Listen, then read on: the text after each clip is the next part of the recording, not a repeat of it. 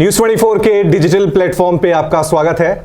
आपके साथ मैं हूं रवि ठाकुर और मेरे साथ है मेरे वरिष्ठ सहयोगी राजीव रंजन, जो किसी तारुफ के मोहताज नहीं है। और आज जिस विषय पे हम चर्चा कर रहे हैं वो है उत्तर प्रदेश की सियासत और उसमें मैनपुरी सीट, क्योंकि अब अखिलेश यादव ने अनाउंसमेंट की है कि वहां से डिंपल यादव अपनी किस्मत आजमाएंगे, यानी वो अब उपचुनाव होंगे तो वो चुनाव लड़ेंगे। तो इस पर चर्चा करते हैं कि इस फैसले के क्या मायने। राजीव जी, मुलायम सिंह यादव का निधन हुआ, एक बहुत बड़े दिग्गज नेता थे। उसके बाद यह सवाल आ रहा था कि आगे जो उनकी सीट है उस पर कौन चुनाव लड़ेगा। फैसला आ चुका है, डिंपल यादव को अखिलेश यादव ने जिम्मेदारी दी। तो किस तरह से देख रहे हैं इस फैसले को? देखिए, पहली बात तो ये है कि वही जो परिवारवाद का आरोप अखिलेश यादव पर लगता है, फिर ये होगा कि मुलायम सिंह की सीट खाली हुई तो परिवार के लोगों को ही टिकट मिला। दूसरी बात यह है कि लोगों के दिमाग में ये भी बात आएगी कि आखिर डिंपल यादव को ही टिकट क्यों मिला मैनपुरी से। अखिलेश यादव ने वहाँ से तेज प्रताप यादव, जो उनके भाई हैं रिश्ते में, उनको टिकट दे सकते तो उनको क्यों नहीं दिया टिकट, जबकि वो वहाँ से मुलायम सिंह नेताजी से पहले वहाँ से MP रहे थे। देखिए, कुल मिला के 6 बार अगर पीछे आप देखें तो 4 बार मुलायम सिंह यादव, 1 बार धर्मेंद्र यादव और 1 बार तेज प्रताप यादव वहाँ से लोकसभा के सांसद रहे।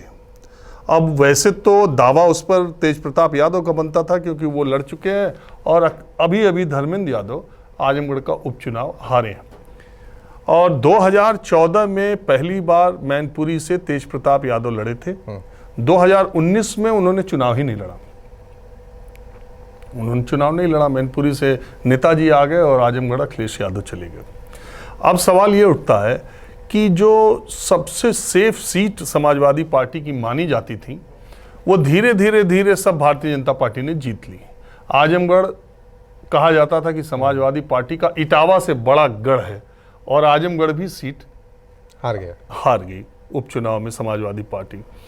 इटावा में खुद जहां उनका घर है, वहां की विधानसभा क्षेत्र में विधानसभा के चुनाव आप देखिए, इटावा का लोकसभा का चुनाव देखिए, वो गढ़ भी जाता रहा। यानी बीजेपी एक जो समाजवादी पार्टी के किले थे उनको फतेह कर रही है, और अब एक बचा है मैनपुरी, उसको बचाने के कवायद है। बिल्कुल यही बात मैं कहना चाह रहा था कि यहां तक कि बीजेपी ने रामपुर भी जीत लिया।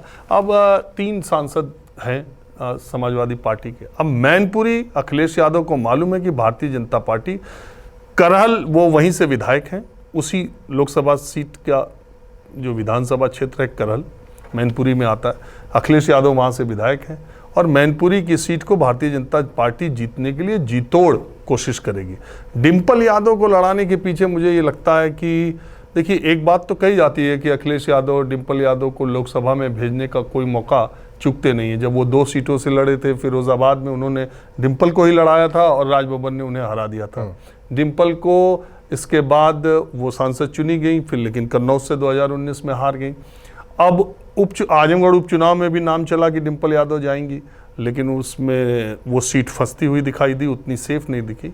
तो मैनपुरी की सीट सेफ रही है अब तक और आगे भी सेफ रहे, इसके लिए पार्टी। अच्छा, दूसरी बात है कि चूंकि वो इटावा और सैफई से बिल्कुल लगा हुआ मैनपुरी का मुख्यालय 20-25 किलोमीटर दूर ही मैनपुरी है और लोकसभा वहीं से शुरू हो जाता है, बगल से।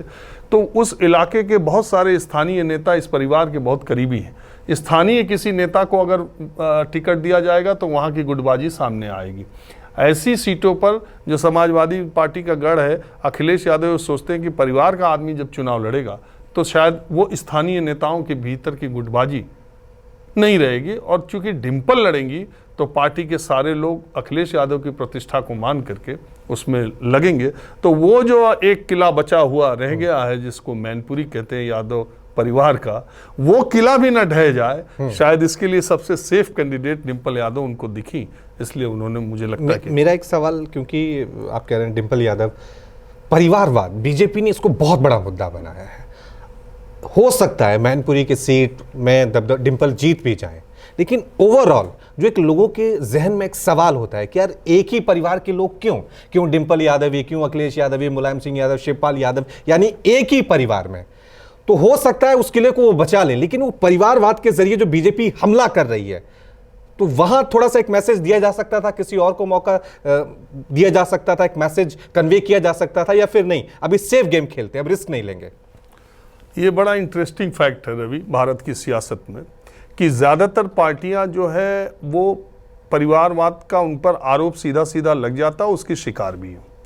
अब चूंकि ये पार्टियां एक व्यक्ति के व्यक्तित्व के करिश्मे से पैदा हुई या बड़ी हुई पार्टियां हैं, इसलिए अगर उस व्यक्ति के पार्टी का परिवार उस मुखिया नहीं होगा तो शायद वो पार्टी उस तरीके से न रहे जैसी है।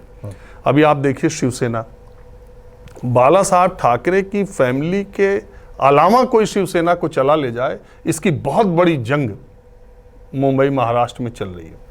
अब सवाल यह है कि मुलायम सिंह यादव फैमिली के अलावा किसी के हाथ में सपा की बागडोर जाएगी तो क्या सपा बची रह पाएगी या उसके कितने टुकड़े हो जाएंगे कुछ पता नहीं चलेगा, क्योंकि एक व्यक्ति तो इसलिए देखिए भारतीय जनता पार्टी के पास तो बहुत बड़ा परिवार, उसका नाम है संघ परिवार। अभी आप देख रहे हैं गुजरात में इतने टिकट काट दिए गए।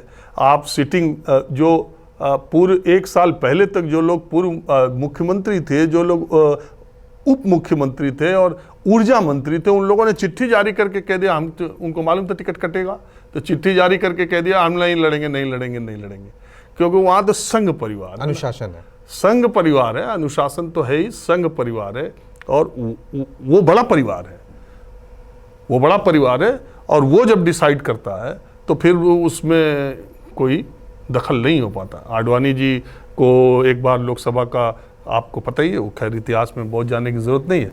तो इन पार्टियों की दिक्कत ये है कि अगर ये फैमिली को आगे रख करके अपनी परिवार को नहीं करेंगे तो ये वो पार्टियां नहीं रह पाएंगी। कांग्रेस पार्टी पर आप चाहे जितना आरोप लगा लीजिए, लेकिन अगर कांग्रेस पार्टी में गांधी फैमिली को माइनस कर देंगे तो फिर न जाने कितनी कांग्रेस बन जाएगी। आपको पता है जब सोनिया गांधी सक्रिय नहीं थी राजीव गांधी के निधन के बाद, तो नारायण दत्त तिवारी कांग्रेस बनी थी, जगह जगह पार्टियां बनी थी, नेता बने थे, और कांग्रेस का क्या हाल हुआ था नरसिम्हा राव के सरकार पार्टी अध्यक्ष और प्रधानमंत्री रहते, आपने देखा। तो ये एक विडंबना है इस देश की कि अगर ज़्यादातर पार्टियां, एक मैं थोड़ा एथिकली मैं सियासत से हटकर, इसके लिए जिम्मेदार कौन है? लोग जो सिर्फ परिवारवाद के लोगों को ही चुनते हैं, या फिर राजनीतिक पार्टियां जिन्होंने एक दबदबा बना के रखा है कि हम देंगे तो अपने परिवार से ही देंगे? क्योंकि लोकतंत्र में अगर आम नागरिक की वैल्यू नहीं है, अगर एक मंत्री का बेटा ही एमएलए बनेगा, एक सांसद का बेटा ही सांसद बनेगा, तो फिर इस देश के आम नागरिक की वैल्यू कहाँ है? ये सवाल तो होगा ना। बीजेपी ने से मैं कह रहा हूं ना, बीजेपी ने किसी इशू बनाया है और यही एक वोट बैंक भी है कि नहीं देखो चाय वाला प्रधानमंत्री बन रहा है, मनोहर लाल खट्टर एक आम कार्यकर्ता है वो मुख्यमंत्री बन रहा है, ये मैसेज तो वो कन्वे कर रहे हैं ना। तो जो विपक्ष है वो जवाब कैसे देगा?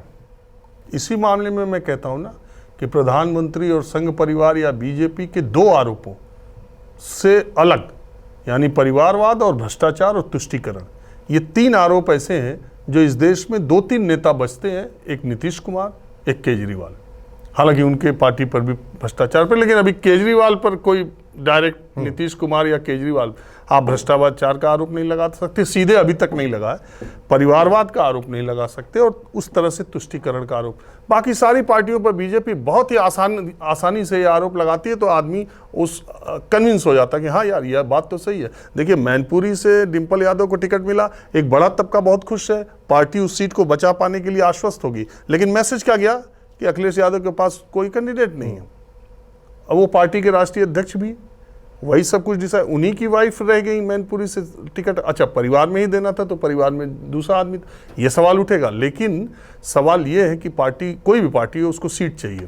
दूसरी बात ये, जज का बेटा जज बनेगा, डॉक्टर का बेटा डॉक्टर बनेगा, इंजीनियर का बेटा इंजीनियर बनेगा, आईएएस का बेटा आईएएस बनेगा, बिजनेसमैन का बेटा धीरू भाई अंबानी से मुकेश भाई अंबानी, आकाश अंबानी, ठीक है। आप कह देंगे कॉर्पोरेट घराना है, लेकिन आईएएस का बेटा आईएएस, कर्नल का बेटा कर्नल, ब्रिगेडियर का बेटा सीडीएस एनडीए में आप देख लीजिए कितने परसेंट जाते हैं, आप देख लीजिए। मैं ये नहीं कह रहा कि हर जगह परिवारवाद है, एक घर का माहौल होता है, एक घर का संस्कार होता है, एक पॉलिटिकल आदमी के घर ऐसे संस्कार होते हैं, एक राजनेता, एक एमएलए एमपी के घर का बेटा जो है, मैं नहीं कहता बहुत के बेटे वे एकदम बेकार साबित हुए हैं, ऐसा नहीं है, सब बहुत आगे निकल गए।